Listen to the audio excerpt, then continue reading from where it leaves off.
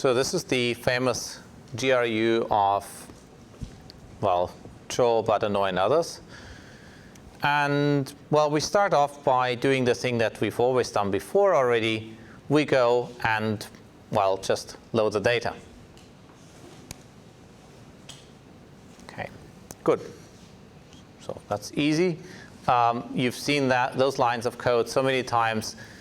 I probably don't need to discuss it in a lot of details. The only thing is number of hidden units. Here we set it to 256, right?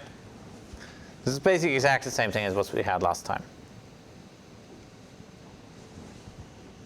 And now the next thing is we need to implement a way how to, compute the parameters. So the first thing, we have two helper functions.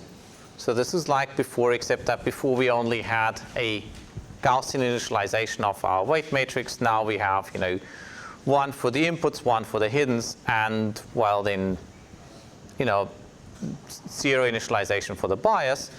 And we basically need that for 3 different parameter types, right? So we need that for the update and the reset gate, and also for the candidate hidden state, right? These are exactly the 3 components that we discussed before. And so what I do is and then, well, okay, we also have the output, sure. Also have some weight matrix and bias, okay, fine. So I just, initialize those, and here's my parameter vector. So this is all that I need for the parameters. And then what I do is I just go over all the parameters and make them all learnable. In other words, I attach the gradient to all of them. Okay.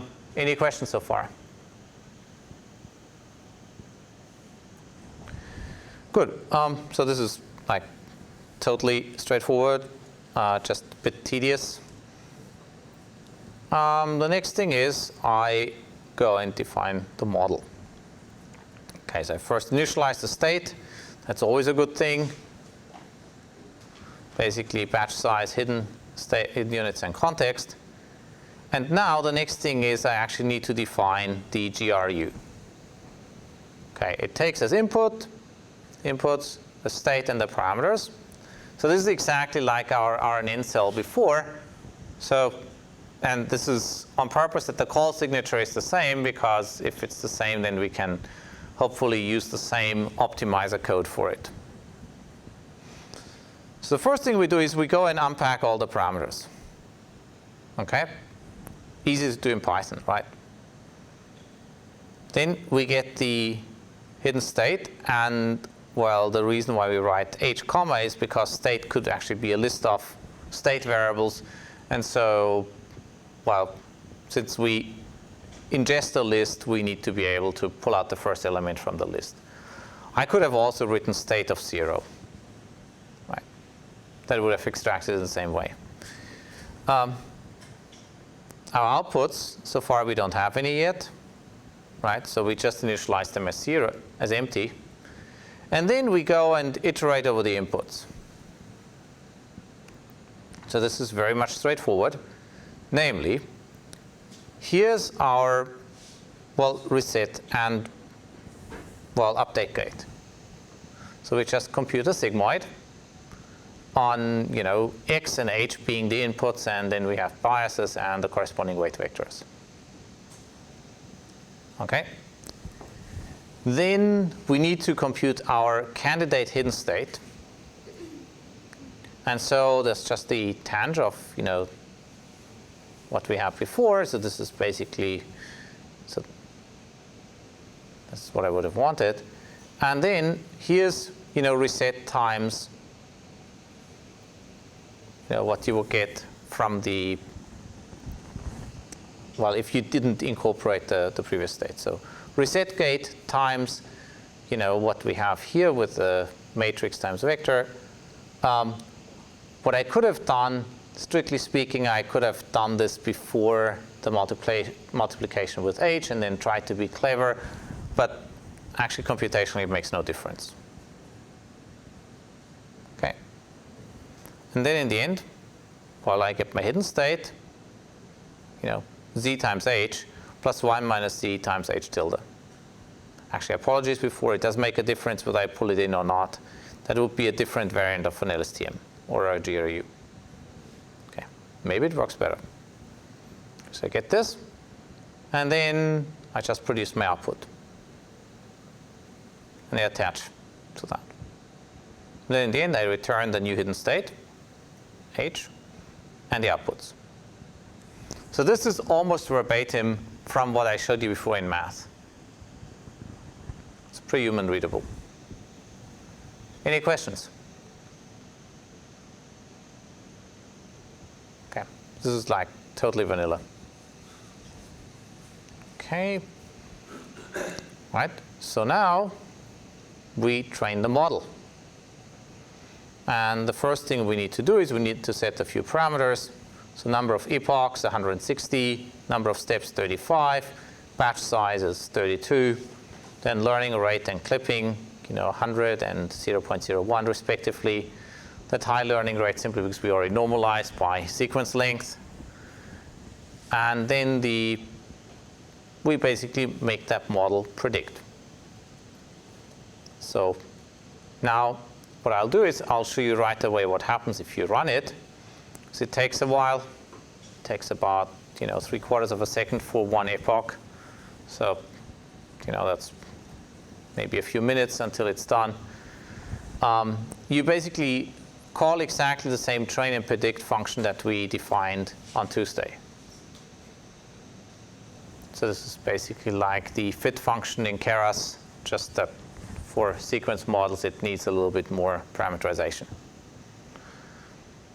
And so you can see perplexity is decreasing, and it starts by producing garbage, and then it produces something a little bit less garbage, and as it keeps on going, it gets better. So in your homework, you're going to do that with Shakespeare. Okay. I could have also picked the Linux source code. Right. There's a very nice blog post by Andrej Karpathy about doing this, and then looking at what various neurons do, and it's a gorgeous piece of visualization. The guy's really amazingly good at, teaching this stuff. Yeah, if you have time, read his blog post. Okay, and that's basically what happens if you train with a GRU. Okay, any questions so far? Actually, let me just start this. Maybe we'll see something happening. Yes? Okay, if we want to add more depth, what you would do is you would basically take the output of the first sequence, make that the input of the second sequence, and the third, and the fourth, and the fifth, and so on. And we'll get to that on Tuesday, I guess. Maybe we'll get to cover it a little bit by the end of this class already. You could, yes, typically there would be, unless you force the parameters to be tied, which may not be such a great idea. So typically you have different weight matrices. You may even have different dimensionalities, except that if you want to have residual connections, then you need to match dimensionality, unless you have a transition layer in between. So depending on how we go, maybe we'll see how to engineer those things in a lot of detail. But anyway, so you've now seen that while we were talking, it did the first 40 epochs. So it's not super fast. So remember, it's 0.8, 0.9 seconds. Maybe something else is running on my laptop right now. If I wanted to do this in Gluon, I would have to code up a lot less. Here's what you code up. You basically just define the GRU layer. So you define an RNN cell using GRUs with number of hidden units. And then you feed that directly into the RNN model that we defined before. So that was the reason why the RNN model was maybe a little bit more complex than it should have been otherwise, because it took as its argument at its heart that recursive structure, And everything else that it just did, it was just, instrumentation to, feed the data in and pull the results out. And what you see is that, this is a little bit faster, right? So it takes 0.4 seconds versus 0.8 or 0.9. And that's on my laptop. If you go to a GPU, that difference is bigger still. Okay, any questions so far? Yep. So the observations that it takes for something like language models, you said previously was like vectorizing the words and then possibly embedding them, right? I guess how do you choose how you're going to embed words? Because it seems like words aren't things that really can be fully represented by vectors, Okay, so the question is, what's a good word embedding, and how would you choose it, and why?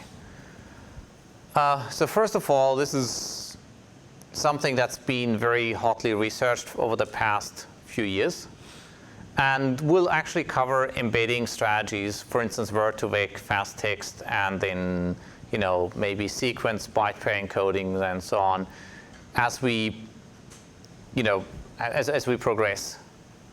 Probably we'll do some of that on Tuesday. The short version is, yes, you're not going to be able to capture a lot of the uniqueness of the word in a context unless you take the context. So for instance, take the word bank, right? So this could be, a river bank. It could be the place where I take my money to. It could be that this is a train banking, right? And you could be depositing, you could be sitting on a bank, at the bank of the Three Rivers Bank branch.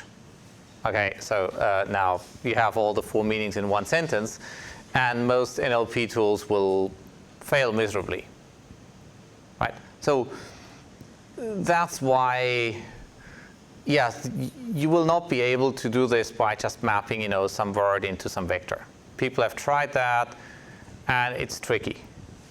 What works better is if you use the words and then some of their context around them. So where you basically used, so say, the words in the company that they keep. This can help you, for instance, because otherwise you might, okay, let's say I give you the following sequence. Ford, Lincoln. Okay, how do you continue it? And you could continue it as, maybe Clinton, maybe Kennedy, or you could continue it with Toyota and Honda, right? Because, it's the first two are both presidents and cars, right? Maybe for good reason, because they wanted to have at least in the case of Lincoln, they wanted to have the good name. In the case of Ford, there just so happened to be that Ford is not such an uncommon name. But you also would have the same thing with Cougar and Jaguar and a few others. So animal names are also popular. So that is something you can disambiguate very nicely from context, but not so easily just if I give you one word at a time. Quite popular pitfall if you learn a foreign language and you need that word translated, and you open the dictionary and there are 5 possible words in the other language, and then you go oh my god, which one should you pick? And almost certainly you're going to pick the wrong one, because you'll pick something that has different corresponding word in the other language. Right. So that's it. This is GRUs will, okay, yep. Well, for taking into account context, could you update previous words based on the next ones or something like that? Yes, so that's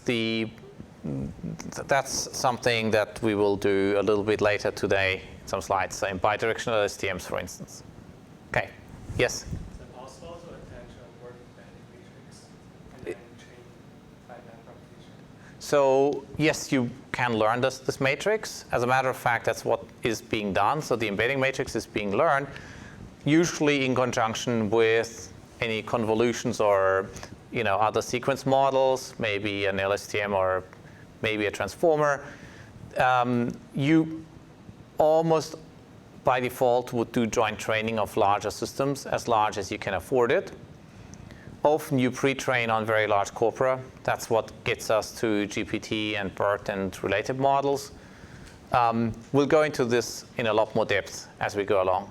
These are very, very, very good questions that you guys are asking. It's very good. We'll get to them one at a time.